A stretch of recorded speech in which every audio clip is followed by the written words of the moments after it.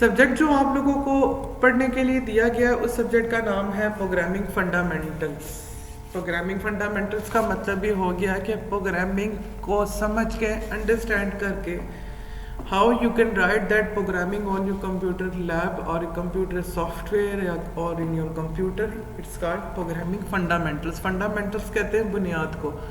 तो प्रोग्रामिंग की बुनियाद क्या है, हम उस चीज़ के बारे में ये पूरा कोर्स स्टडी आउट करेंगे। लेक्चर नंबर 1 और 2 आपका कंबाइंड है बेसिकली जो आप पढ़े और लेक्चर नंबर 1 होगा। एक बहुत मशहूर कहावत है कि किसी पानी पर चलना और किसी सॉफ्टवेयर को बनाना दोनों बहुत आसान है अगर दोनों के बारे में चीज़ें क्लियर हों और दोनों फ्रोज़न हों, यानी जमी हुई हों। ये सिंपल सी कहावत है, ये आपका कोर्स में शामिल नहीं है। आप सब लोगों के सामने इस वक्त आप लोगों को एक तस्वीर नज़र आ रही होगी जिसके अंदर संस्कृत के अंदर, इंग्लिश के अंदर, स्पेनिश के अंदर, बहरीन के अंदर, पोर्टुगल लैंग्वेज में, अरबिक लैंग्वेज के अंदर, जापानीज़ में, इसके अलावा कोरियन लैंग्वेज के अंदर आपको हेलो लिखा हुआ नज़र आ रहा है। अब आप लोगों में से बहुत सारे स्टूडेंट्स हेलो को पढ़कर या मरहबा जो अरबी में लिखा हुआ है उसको पढ़कर आप कहीं ना कहीं ये डिफरेंशिएट कर गए होंगे कि ये जो लिखा हुआ है इसका मतलब क्या है। बट अगर मैं माउस की तरफ मेरे ध्यान दें और अगर ये लिखा हुआ हालो या संस्कृत ज़बान में लिखा हुआ ये हेलो या टर्किश लैंग्वेज के अंदर या ये जो होती है कोरियन लैंग्वेज के अंदर हेलो लिखा हुआ है, you can't able to understand it. आप इस चीज़ को समझ नहीं सकते। क्यों? क्योंकि ये एक ऐसी चीज़ है जो आपके दिमाग के अंदर फिटेड नहीं है। This is kind of information in your brain which is not available. तो हम ये कह सकते हैं कि हम जिंदगी में उसी ज़बान को समझ सकते हैं जो हम लोगों को मालूम है। अगर आपके सामने मैं अगर लेक्चर मराठी या गुजराती में देना शुरू कर दूं तो आप लोगों को उस चीज़ की समझ नहीं आएगी। सवाल क्यों? क्योंकि आप लोगों को वो ज़ुबान आती ही नहीं है। इसी तरह कंप्यूटर की भी एक ज़ुबान होती है और कंप्यूटर में महारत हासिल करने के लिए या कंप्यूटर के ऊपर अबूर हासिल करने के लिए उस ज़बान को समझना, उस ज़बान को अंडरस्टैंड करना और उस ज़बान से रेलिवेंट कायदो ज़वाबत होते हैं उन चीज़ को मद्देनज़र रखना बहुत ज़रूरी है। अगर आप कंप्यूटर साइंस की फील्ड में कामयाब होना चाहते हैं तो कंप्यूटर की या कंप्यूटर प्रोग्रामिंग की जो ज़ुबान है उसको बहुत अच्छे से अंडरस्टैंड करिएगा। अगर आपने ज़ुबान को समझ लिया तो आप कुछ भी कर सकते हैं। मिसाल के तौर पर अगर मैं वकील अली शाह को अभी ये बोलूँ कि मुझे एक गिलास पानी का दो, जाहिर सी बात है कि मैंने उर्दू ज़ुबान में बोला उसको, सो दैट्स मीन कि वो उठेगा और जाके गिलास एक पानी का ले आएगा। अगर मैं वकील को यही बात अरबी ज़बान में बोलूँ या स्पेनिश लैंग्वेज के अंदर बोलूँ तो वो उस चीज़ को कभी भी समझ नहीं सकेगा। क्यों? क्योंकि ना ही वो स्पेनिश लैंग्वेज और ना ही वो अरबिक लैंग्वेज को अंडरस्टैंड कर सकता है या समझ सकता है। इसी तरह अगर मैं कंप्यूटर को ये बोलूँ कि मुझे 2 नंबरों को प्लस करके दो, यानी 2 + 2 करके दो, तो अगर मुझे कंप्यूटर की ज़ुबान आती है तो मैं ये काम आसानी से कंप्यूटर से करवा सकता हूँ। बट अगर ये काम या कंप्यूटर की ज़ुबान मुझे नहीं आती simply, so that simply means that computer can't able to follow that instruction. Computer वो काम नहीं कर सकता। सपोज करें कि एक फ्रेंच लड़की है जो फ्रेंच ज़ुबान को तो समझ सकती है जिसको चाइनीज़ नहीं आती। इसी तरह एक चाइनीज़ लड़की है जिसको फ्रेंच नहीं आती। इसका मतलब कि फ्रेंच लड़की चाइनीज़ लड़की से बात नहीं कर सकती और चाइनीज़ लड़की फ्रेंच लड़की से भी बात नहीं कर सकती। अब अगर फ्रेंच लड़की ने चाइनीज़ लड़की से बात करनी है तो उसको एक ट्रांसलेटर चाहिए, एक बंदा चाहिए जो फ्रेंच ज़ुबान को भी समझ सकता हो और चाइनीज़ ज़ुबान को भी समझ सकता हो और वो फ्रेंच ज़ुबान को चाइनीज़ में कन्वर्ट करके चाइनीज़ को बताए कि फ्रेंच वाली लड़की तुमसे क्या कहना चाह रही है। इसी तरह चाइनीज़ लड़की की बात को वो फ्रेंच लड़की तक पहुंचा सके। तो हम लोगों ने बोला कि जो फ्रेंच लड़की है बेसिकली वो एक कंप्यूटर है,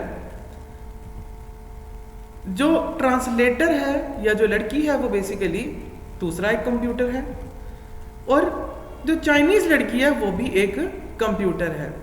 कंप्यूटर की जुबान में हम जब कंप्यूटर को कोई चीज़ कहते हैं, अभी करंटली आप लोग कंसिडर करें कि ये कंप्यूटर है, मेरे माउस की तरफ ध्यान दीजिएगा, ये आपका कंप्यूटर है, ठीक है। तो हम लोग क्या करते हैं, हम लोग कुछ मैसेज लिखते हैं। अभी राइट द कोड का मतलब आप सिर्फ ये समझें कि हम कोई चीज़ लिख रहे हैं जो हम लोगों ने कंप्यूटर से करवानी है।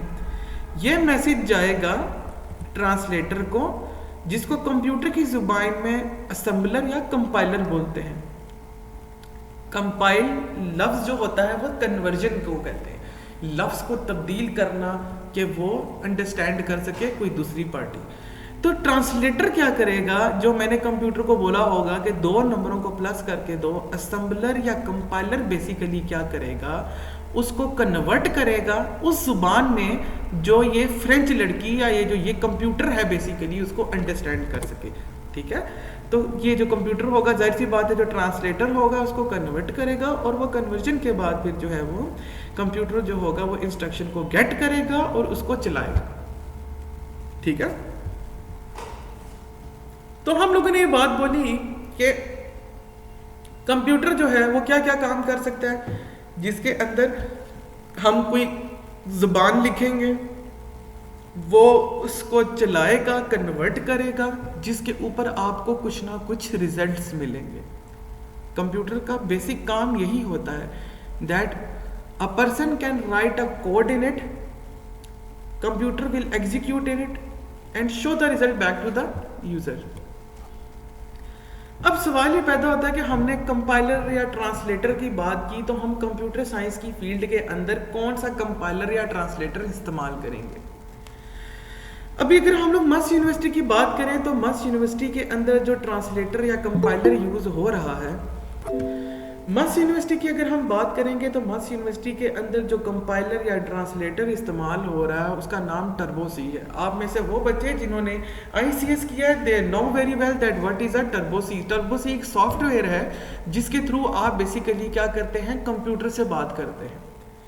लेकिन किंग्स इंटरनेशनल कॉलेज के अंदर आप लोगों को जो काम करवाया जाएगा वो डेव C++ के अंदर होगा। दोनों सॉफ्टवेयर का काम एक ही तरीके से करने का है। सिर्फ आपको टर्बो इसलिए नहीं करवाया जाता क्योंकि टर्बो बहुत पुरानी एक तरह से सॉफ्टवेयर है, और मैं नहीं चाहता कि आप लोग उस सॉफ्टवेयर के अंदर काम करें जिसके अंदर बाद में आपको जब आगे जाके मार्केट में काम करना पड़े तो आप लोगों को उसकी समझ ही ना आए, ठीक है। जो काम आप टर्बो में कर सकते हो वही काम आप डेफ में भी कर सकते हो, ठीक है। लेकिन डेफ कमर्शियल लेवल पे इस्तेमाल होती है, सॉफ्टवेयर हाउसेस के अंदर इस्तेमाल होती है, टर्बो इस्तेमाल नहीं होती। तो मैं आप लोगों को वो चीज़ नहीं रेकमेंड करूँगा जो आगे जाके आपकी जॉब के लिए मसला क्रिएट करे, ठीक है। तो ये कंपाइलर की तो हमने बात की, तो बात ये आती है कि आपका प्रोग्राम नज़र किस तरीके से आएगा। तो ये कि आप ये जो बॉक्स देख रहे हैं, तो ये बेसिकली आपकी जो आउटपुट हुआ करेगी, जो आप ज़बान इस्तेमाल करेंगे कंप्यूटर से बात करने के लिए, तो कंप्यूटर कोई रिजल्ट करके जनरेट करके दिया करेगा, तो इस तरह की होगी। हम करेंगे आगे, ठीक है। अब हम बात करते हैं कि हार्डवेयर क्या चीज़ होती है, सॉफ्टवेयर क्या चीज़ होती है, और प्रोग्रामिंग लैंग्वेजेस क्या चीज़ होती हैं। सबसे पहली बात, जिस तरह मैंने आप लोगों को पहले भी बताया था कि इंसान की मुख्तलिफ ज़बानें होती हैं, अरबी, फ्रेंच, स्पेनिश, उर्दू, हिंदी, गुजराती, मराठी। इसी तरह कंप्यूटर भी कोई एक ज़बान नहीं समझता। कंप्यूटर मुख्तलिफ ज़बानों को कन्वर्ट करके अपनी ज़बान में कन्वर्ट करवाता है। ट्रांसलेटर का काम ये होगा कि डिफरेंट ज़बानों को इस्तेमाल करें। जो ज़बान हम इस्तेमाल करेंगे इस सेमेस्टर के अंदर, we will say it like as C++, ठीक है। C++ का काम क्या होगा, कंप्यूटर प्रोग्राम क्या चीज़ है। ये C++ हम कहते हैं प्रोग्रामिंग लैंग्वेज है, तो कंप्यूटर प्रोग्राम क्या करता है, कंप्यूटर प्रोग्राम एक बेसिकली एक टास्क करने के लिए, कुछ ना कुछ परफॉर्म करने के लिए वो एक प्रोग्राम लिखते हैं। मिसाल के तौर पर अगर मैंने कंप्यूटर को ये बोलना था कि कंप्यूटर मुझे 2 नंबरों को प्लस करके दो, तो मैं इसके लिए कंप्यूटर पे प्रोग्राम लिखूंगा। तो मेरा प्रोग्राम क्या कर रहा है, कुछ ना कुछ टास्क परफॉर्म कर रहा है, ठीक है। और जाहिर सी बात है कि वो काम किधर होगा, कंप्यूटर हार्डवेयर में होगा। हार्डवेयर और सॉफ्टवेयर की बात हम आगे करेंगे। हार्डवेयर का मतलब बेसिकली जो बॉक्स होता है ना, जो आपके कंप्यूटर पे पड़ा होता है या लैपटॉप के अंदर पड़ा होता है, ये उस चीज़ से रेडिमेट है। अगर आप नीचे देखेंगे तो ह्यूमन वर्क मॉडल और कंप्यूटर वर्क मॉडल लिखा हुआ है। अब सबसे पहले देखते हैं कि एक इंसान जो बुलडोजर पे काम कर रहा है उसके क्या काम होते हैं।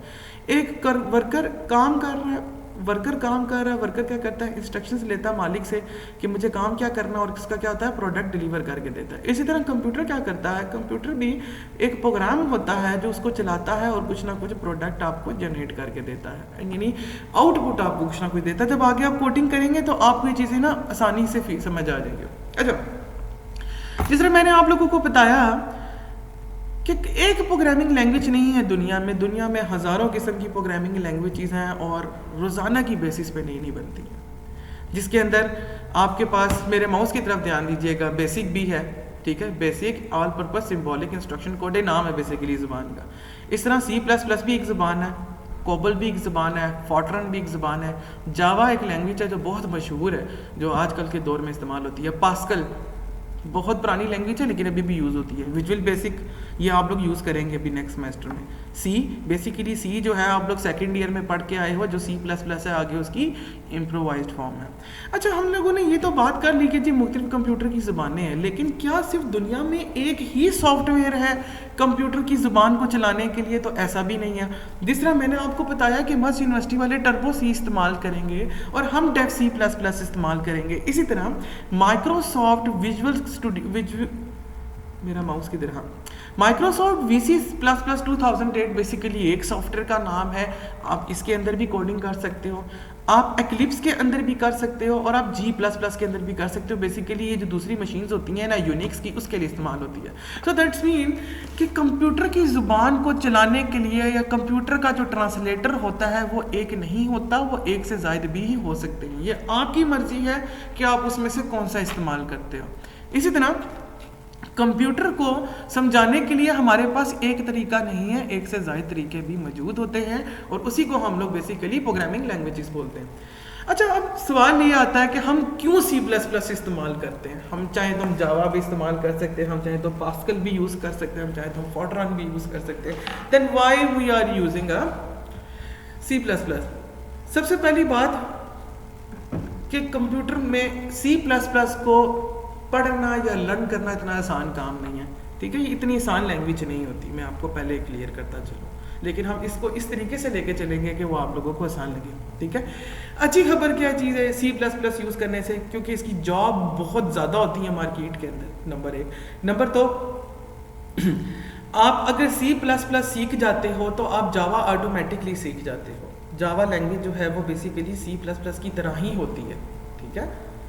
इसी तरह अगर आपको C++ आती है तो बेसिकली ये बेसिक या पास्कल जो लैंग्वेज है उससे बहुत आसान है। अभी जब आप आगे करोगे आपको समझ लगेगी, ठीक है। जबकि अडा या प्रोलॉग या जो असेंबली लैंग्वेज है ये बहुत मुश्किल है। मतलब ऐसी ज़बानें जिस तरह अगर हम लोग नॉर्मल इंसानी ज़बान की बात करें तो हमारे नज़दीक नॉर्मल उर्दू को बोलना बहुत आसान है, जबकि अगर आप अरबी ग्रामर को मद्देनज़र रख के बोलें तो अरबी सीखना या जर्मन ज़बान को सीखना बहुत मुश्किल है, ठीक है।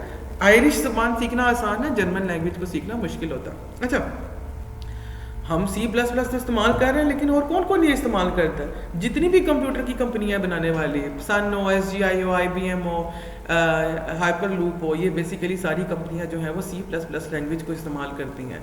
ये आपके एयरपोर्ट्स पे भी इस्तेमाल होती हैं, आपकी कंप्यूटर की जो चिप्स होती हैं उस पर भी इस्तेमाल होती है। जितनी भी सॉफ्टवेयर कंपनियां मीरपुर में देखेंगे, पाकिस्तान में देखेंगे, US में देखेंगे, UK में देखेंगे, ऑल ओवर द वर्ल्ड देखेंगे, आपको ये बेसिकली सॉफ्टवेयर कंपनीज जो हैं वो मिलेंगी जहाँ पर C++ लैंग्वेज इस्तेमाल होती है। जितने भी बैंकिंग सिस्टम है आपका वो सारा C++ में बना। हांगकांग की गवर्नमेंट के जितने भी इदारे हैं वो सारे के सारे C++ पे चलते हैं। हॉस्पिटल की जो अथॉरिटी होती है, यानी हॉस्पिटल में जो काम करने वाले सॉफ्टवेयर होते हैं वो भी सारे C++ में होते हैं। आपकी टेली कम्युनिकेशन यानी जो आप लोग अभी इंटरनेट यूज़ कर रहे हो उसके अंदर भी C++ इस्तेमाल होती है। Last but not the least, ये जो आप लोग यूनिवर्सिटीज़ आप लोग देखते हो, अपनी यूनिवर्सिटीज़ के अंदर जो प्रोजेक्ट्स होते हैं वो भी C++ में ही बनते हैं। अच्छा, अब ये है कि ठीक है जी, C++ देख लिया हम लोगों ने, हमने ये देखा कि जी हमारे पास कौन कौन सी ज़ुबानें हैं, हमने देखा कि किस किस में काम, पर C++ में ऐसी क्या एक इम्पोर्टेंट चीज़ है। नंबर 2 चीज़ें इसमें बहुत इंपॉर्टेंट है, एक ऐसी खसूसियत है C++ की जिसकी वजह से हम ये कहते हैं कि C++ बहुत इफेक्टिव है। नंबर 1 स्ट्रक्चरल प्रोग्रामिंग, ठीक है, और नंबर 2 है ऑब्जेक्ट ओरिएंटेड प्रोग्रामिंग। अभी सिर्फ नाम याद रखो इनके, जब हम काम करेंगे कॉलेज के अंदर फिर मैं आपको बताऊंगा कि स्ट्रक्चर्ड प्रोग्रामिंग क्या होती है और OOP यानी ऑब्जेक्ट ओरिएंटेड प्रोग्रामिंग क्या होती है। C++ कौन कौन से कंप्यूटर्स पे चल सकता है? नॉर्मल पीसी पे चल सकता है, अगर आपके पास एप्पल कंपनी का लैपटॉप है वो उस पर भी चल जाएगा। यूनिक्स बेसिकली वो कंप्यूटर्स होते हैं जो हाई लेवल के होते हैं, जो बड़े कंप्यूटर्स होते हैं उस पर भी चल जाती है, और आपके जो सुपर कंप्यूटर्स होते हैं यानी बड़े जो अलमारी तरह के कंप्यूटर्स होते हैं उसके ऊपर भी चल जाती है। अच्छा, सवाल ये आ रहा है, बहुत सारे बच्चे बोलेंगे कि इस पूरे को सीखने के बाद हमें एंड में क्या सीखने को मिल जाएगा? आप लोग एक सिंपल कैलकुलेटर बनाना सीख जाओगे, आपको सिंपल कंप्यूटर गेम्स बनाना आ जाएंगी, आप सिंपल टेक्स्ट एडिटर जैसा MS वर्ड होता है इस तरह की सीख जाओगे। इस तरह छोटी कंपनी के जो इन्वेंट्री सिस्टम्स होते हैं कि कितना सामान आ रहा है, कितना जा रहा है, कितने इसमें स्टॉक में डेटा पड़ा हुआ है, हमारे पास चीज़ें पड़ी, आप इस तरह की बनाना सीख जाओगे। ठीक है, हार्डवेयर की बात कर लेते हैं, ये बहुत इंपॉर्टेंट चीज़ें हैं और बहुत ईजी चीज़ें हैं। ठीक है, हार्डवेयर कंप्यूटर, जिस तरह इंसान का एक जिस्म होता है और इंसान की एक रूह होती है, रूह के बगैर इंसान का जिस्म कुछ नहीं है, इसी तरह कंप्यूटर के अंदर कंप्यूटर का जो जिस्म है हम उसको हार्डवेयर बोलते हैं। हार्डवेयर जो होता है वो बेसिकली 4 चीज़ों पे मुश्तमिल होता है। Number 1 central processing unit. Central processing unit उस यूनिट को बोलते हैं जो बेसिकली कंप्यूटर का आप बॉक्स देखते हो। आप लोगों ने अक्सर देखा होगा जब कॉलेज की भी आपने क्लास ली थी आगे लैब के अंदर, तो एक बॉक्स पड़ा हुआ था नीचे, ठीक है, हम उसको CPU बोलते हैं। कंप्यूटर की जितनी भी कैलकुलेशंस होती हैं, जितने भी फैसले होते हैं, कंप्यूटर वहाँ से लेता है। Number 2 memory. नाम से पता है आपके मोबाइल के अंदर भी मेमोरी होती है, और जब वो मेमोरी इस्तेमाल करते हो आप लोग तो उससे क्या होता है कि जो चीज़ आप सेव करना चाहो वो आप सेव कर सकते हो। तो मेमोरी क्या करती है? इंफॉर्मेशन को, डाटा को या चीज़ों को सेव करके रखती है। Number 3 input devices. ऐसे डिवाइसेस जिसके थ्रू आप कंप्यूटर को कोई इंस्ट्रक्शन या कंप्यूटर को ऑर्डर कर सकते हो। मिसाल के तौर पर आपका कीबोर्ड या माउस, आप मोबाइल के जो होता है टच पैड होता है या टाइपिंग पैड होता है, उससे आप लोग मैसेज लिखते हो ना, इस तरह कंप्यूटर का कीबोर्ड होता है, जिस तरह कंप्यूटर के कीबोर्ड पे आप बटन प्रेस करते हो तो आपको वहाँ पे लिखा हुआ आता है सब कुछ। तो ऐसी तमाम डिवाइसेस जिसके थ्रू आप कंप्यूटर को कोई इंस्ट्रक्शन दे सकते हो, that is called input devices. इसमें कीबोर्ड भी है, माउस भी है और भी बेशुमार चीज़ें। आउटपुट डिवाइसेस, ऐसी डिवाइसेस जिसके थ्रू कंप्यूटर आपको रिजल्ट दिखाता है। मिसाल के तौर पे मैं जब लिख रहा हूँ एप्पल अपने कंप्यूटर के ऊपर, तो मैंने कीबोर्ड से लिखा तो कीबोर्ड मेरा क्या हो गया? Input device. बट जो इंफॉर्मेशन मुझे कंप्यूटर पे नजर आ रही है स्क्रीन पे, तो वो मेरी आउटपुट हुई, तो मेरा मॉनिटर क्या होगा? आउटपुट डिवाइस होगी। Very simple. तो ये अगर आप लोग देखें, जो मैंने अभी आप लोगों से बात बोली है कि जिस तरह देखें हमारा ये कीबोर्ड था, माउस है, मेरी इनपुट डिवाइस थी, ठीक है, मैं जब भी कुछ लिखता हूँ तो बेसिकली वो मेमोरी में जाके सेव हो जाती है। जैसे मैंने लिखा hello how are you mobile पे, तो ये जो आपका हाउ आर यू आपके मैसेज सेव होते हैं आपके फ़ोन में, कहीं मेमोरी में सेव होते हैं, यही बात है। उसके बाद क्या होता है, वो आपको लिखा हुआ नजर आता है हेलो हाउ आर यू, तो बेसिकली आउटपुट डिवाइस आपकी मोबाइल की स्क्रीन होगी तो मोबाइल की स्क्रीन आउटपुट डिवाइस होगी। अगर कंप्यूटर की स्क्रीन होगी तो कंप्यूटर की स्क्रीन आउटपुट डिवाइस होगी। और जितने भी ऑपरेशन परफॉर्म होंगे कि इस मैसेज के थ्रू करना क्या क्या आप लोगों ने, वो आपका CPU डिसाइड करेगा। मैं आप सिंपल सॉफ्टवेयर, जिस तरह मैंने आपको बताया कि इंसान का जिस्म जो होता है वो 2 चीज़ों पे मुश्तमिल होता है, इंसान की फिजिकल बॉडी और नंबर 2 चीज़ होती है इंसान की रूह। इंसान अपनी रूह के बगैर कुछ नहीं है, इसी तरह कंप्यूटर अपने सॉफ्टवेयर के बगैर कुछ नहीं है। सॉफ्टवेयर को भी बेसिकली कंप्यूटर की रूह को बोला जाता है। क्यों? क्योंकि अगर सॉफ्टवेयर ना हो तो आप लोग हार्डवेयर का कुछ नहीं कर सकते। एक बहुत अच्छी सी मैं मिसाल दूंगा इसकी। आप लोगों के पास अपने मोबाइल फ़ोन्स हैं, मैं अगर आप लोगों का मोबाइल फ़ोन ऑफ कर दूं और मैं बोलूं कि जी ठीक है जी, वकील जो है वो फॉर एग्जांपल मुझे कॉल करे, तो वकील मुझे कॉल कर सकता है? नहीं, वकील मुझे कभी कॉल नहीं कर सकता। इसकी वजह क्या है? क्योंकि सॉफ्टवेयर ऑन ही नहीं है, आपका फ़ोन ऑफ है। इसका मतलब आई हैव हार्डवेयर, मेरे पास फिजिकली मोबाइल फ़ोन अवेलेबल है। तो जिस तरह हम लोगों ने बोला कि कंप्यूटर जो है, सॉफ्टवेयर जो है बेसिकली कंप्यूटर की रूह को बोला जाता है। तो हम ये कहते हैं कि जो कंप्यूटर का सॉफ्टवेयर होता है वो 2 तरह के हो सकते हैं। एक होता है सिस्टम सॉफ्टवेयर और एक होता है एप्लीकेशन सॉफ्टवेयर। ठीक है, बहुत आसानी ज़ुबान में बताएंगे कि एप्लीकेशन सॉफ्टवेयर क्या होते हैं और सिस्टम सॉफ्टवेयर क्या होते हैं। अच्छा, आप लोगों में से जाहिर सी बात है कि कुछ बच्चे ऐसे होंगे जिनके पास एंड्रॉयड के फ़ोन्स होंगे और कुछ बच्चे ऐसे होंगे जिनके पास एप्पल के फ़ोन होंगे। ये बात है। अगर आप लोगों के कंप्यूटर के अंदर सॉफ्टवेयर इंस्टॉल ना हो तो आप अपने मोबाइल को ऑपरेट नहीं कर सकते, ठीक है। तो उस तरह के सॉफ्टवेयर को हम लोग सिस्टम सॉफ्टवेयर कहते हैं। सिस्टम का मतलब होगा कंप्यूटर के सॉफ्टवेयर। दस those kind of programs और those kind of software which are necessary, जो important होते हैं कंप्यूटर के लिए कि वो उसको सही तरीके से चला सकें, उसको सिस्टम सॉफ्टवेयर कहते हैं। क्यों? जिस तरह मैंने आपको बताया कि अगर iOS का फ़ोन होगा तो उसके अंदर जो हमारे सॉफ्टवेयर होंगे वो अगर हमारे इंस्टॉल नहीं होंगे तो वो हमारे क्या होंगे, वो हमारे सिस्टम सॉफ्टवेयर होंगे। यानी वो सॉफ्टवेयर जो हमारे सिस्टम को चलाने के लिए, कंप्यूटर को, हमारे लैपटॉप को, मोबाइल फ़ोन्स को चलाने के लिए इस्तेमाल होंगे, वो सिस्टम सॉफ्टवेयर होंगे। एप्लीकेशन सॉफ्टवेयर, एप्लीकेशन सॉफ्टवेयर वो सॉफ्टवेयर होते हैं जो हम तब इंस्टॉल करते हैं जब उसको हमारी ज़रूरत होती है।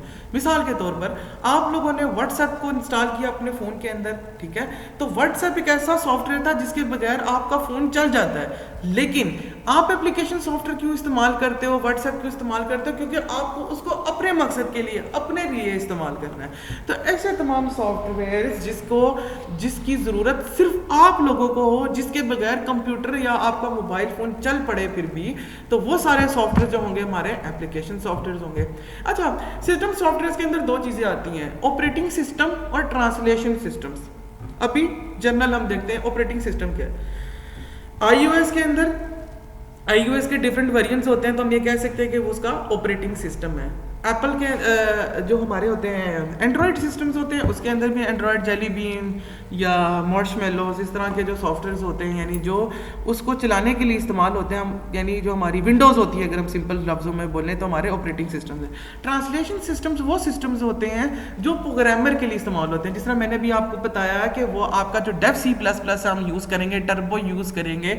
अब ये वो किस तरह के सॉफ्टवेयर हैं जिनकी इस्तेमाल करेंगे तब ही आप कंप्यूटर के साथ बात कर सकते हैं। अब वो कंप्यूटर की ज़रूरत है, वो आपकी ज़रूरत नहीं है, क्योंकि आपने तो कंप्यूटर को बता दिया कि मुझे 2+2 नंबरों को प्लस करके दो, लेकिन कंप्यूटर तो उसको तब अंडरस्टैंड करेगा ना जब उसके अंदर कंपाइलर इंस्टॉल होगा। तो उस तरह के सॉफ्टवेयर जो कंप्यूटर अपने लिए इस्तेमाल करता है लेकिन यूज़र उसके बात करने के लिए, उसको हम ट्रांसलेशन सिस्टम्स बोलते हैं। आप लोग सामने देख सकते हैं ये कंप्यूटर का हार्डवेयर है, यानी मिसाल के तौर पर आपका कीबोर्ड है, सॉरी आपका ये जो हमारा होता है बॉक्स होता है जिसको हम CPU बोलते हैं। सबसे पहले हमारे उसके ऊपर सॉफ्टवेयर लगते हैं, ठीक है, सिस्टम सॉफ्टवेयर लगता है। क्यों? क्योंकि हार्डवेयर को चलाने के लिए सिस्टम सॉफ्टवेयर इंपॉर्टेंट है। सिस्टम सॉफ्टवेयर कौन से थे? ऐसे सॉफ्टवेयर जो सिस्टम्स को चलाने के लिए इस्तेमाल होते हैं। उसके बाद हम लोग उसके ऊपर एप्लीकेशन सॉफ्टवेयर करते हैं, यानी जिस तरह मैंने आपको बताया कि व्हाट्सएप, अगर व्हाट्सएप आप करते हैं तो आप अपने मकसद के लिए चल कर रहे हैं, उसका कंप्यूटर के साथ या आपके मोबाइल फ़ोन के साथ कोई लेना देना नहीं है। अगर नहीं इंस्टॉल होगा तो है कोई मसला नहीं है। और लास्ट पे आप यूज़र्स आते हो जो उसको इस्तेमाल करते हो, तो हम इसको कहते हैं कि सॉफ्टवेयर या हार्डवेयर लेयर है। बहुत सिंपल सी चीज़ है, अंडरस्टैंड करेंगे कि यूज़र इंटरफेस का मतलब ये होता है कि वो चीज़ जो आप लोगों को नज़र आ रही होती है।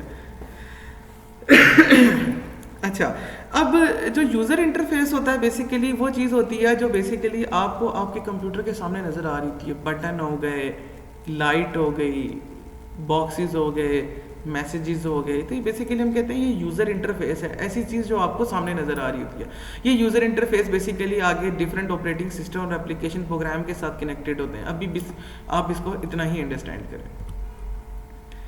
अब एप्लीकेशन सॉफ्टवेयर की हम लोगों ने बात की थी, वो सॉफ्टवेयर जो आप अपने कंप्यूटर या अपने मोबाइल के अंदर इंस्टॉल करते हो ताकि आप उसको अपने मकासद के लिए इस्तेमाल कर सको। तो मिसाल के तौर पे मैं अगर आप लोगों को असाइनमेंट दूंगा तो जाहिर सी बात आप उसको माइक्रोसॉफ्ट वर्ड या जिसको आप लोग MS वर्ड बोलते हो तो आप उसमें करोगे। तो MS वर्ड एक ऐसी चीज़ है जो कंप्यूटर के लिए ज़रूरी नहीं है लेकिन वो आपके लिए ज़रूरत है। तो बेसिकली हमारा MS वर्ड जो होगा वो क्या होगा? एप्लीकेशन सॉफ्टवेयर होगा। इस तरह पावर पॉइंट प्रेजेंटेशन के लिए, नेटस्केप या इंटरनेट एक्सप्लोरर इंटरनेट को चलाने के लिए, फोटोशॉप तस्वीरों को एडिट करने के लिए, क्विक टाइम बेसिकली प्लेयर जो होता है आपकी वीडियोस को चलाने के लिए, और ड्रीम वीवर जो होता है बेसिकली होता है कोडिंग को चलाने के लिए जो इस्तेमाल होता है। तो ये जो मैंने जितने भी सॉफ्टवेयर के नाम लिए ये ऐसे सॉफ्टवेयर हैं जो अभी अगर आप लैब के कंप्यूटर्स में आएंगे तो आपको इंस्टॉल्ड नहीं मिलेंगे, लेकिन फिर भी लैब के कंप्यूटर्स चल रहे हैं। क्यों? क्योंकि these are not the system software. तो application software are those kind of software which are necessary for the computer to understand. यानी कंप्यूटर के लिए ज़रूरत नहीं होती, वो इंसान के लिए ज़रूरत होती है, और इंसान फिर क्या करता है, आगे उसको इंटरप्रेट करता है, अपने अपने मकासद के लिए इस्तेमाल करता है। पहले भी बात की, दोबारा करूँगा, ऑपरेटिंग सिस्टम क्या चीज़ होती है। ऑपरेटिंग सिस्टम बेसिकली वो सॉफ्टवेयर होता है या वो चीज़ होती है जिसके थ्रू जो है हमारा जो कंप्यूटर होता है वो चलता है। मिसाल के तौर पे जिस तरह मैंने आपको बताया है कि जब आप लोग पहली बार अगर आप एप्पल का फ़ोन परचेज़ करें या एंड्रॉयड का फ़ोन परचेज़ करें तो आपको उसके अंदर ऑपरेटिंग सिस्टम इंस्टॉल करना पड़ता है। अब एप्पल यूज़र्स जो होते हैं वो उसके अंदर iOS इंस्टॉल करते हैं, और जो एंड्रॉयड वाले होते हैं वो एंड्रॉयड को इंस्टॉल करते हैं। इसी तरह जो कंप्यूटर्स होते हैं आप लोगों के कॉलेज के अंदर पड़े हुए या घर पे या लैपटॉप्स जो आपके, उसके अंदर विंडोज़ इंस्टॉल होना ज़रूरी होती है। तो these kind of software are called operating system. लफ्ज़ से पता चल रहा है ऑपरेटिंग, चलाना, सिस्टम को चलाने के लिए जो सॉफ्टवेयर इस्तेमाल होंगे that is called operating system. Operating system क्या क्या करता है? नंबर 1 आपको सिक्योरिटी प्रोवाइड करता है। जाहिर सी बात है, अगर आपका डाटा पड़ा होगा और उसके अंदर कोई भी बंदा आके उसको यूज़ कर सकता है तो एक बहुत बड़ा इशू है। तो बेसिकली क्या कर रहा है, वो आपको सिक्योरिटी प्रोवाइड कर रहा है। नंबर 2 चीज़ वो क्या कर सकता है कि आपकी जो इंस्ट्रक्शंस आपको मिलती हैं, कमांड्स आपको मिलती हैं, या सिंपल लफ्ज़ों में बोलें तो आप जिस तरह लैपटॉप के अंदर या कंप्यूटर के अंदर अपने फोल्डर्स बनाते हो चीज़ों को, तो हम बात कर रहे थे ऑपरेटिंग सिस्टम के बारे में कि ऑपरेटिंग सिस्टम क्या चीज़ होती है। तो हम लोग ने पहले ये किया, अब हम देखेंगे कि प्रोग्रामिंग लैंग्वेज होती क्या है और इसको हम किस तरीके से इस्तेमाल करते हैं अपनी जब हम काम करेंगे। तो इंशाल्लाह आपके नेक्स्ट लेक्चर के अंदर जो है हम लोग यहाँ से स्टार्टअप लेंगे कि प्रोग्रामिंग लैंग्वेज कैसी होती है, उसको कैसे राइट डाउन करते हैं।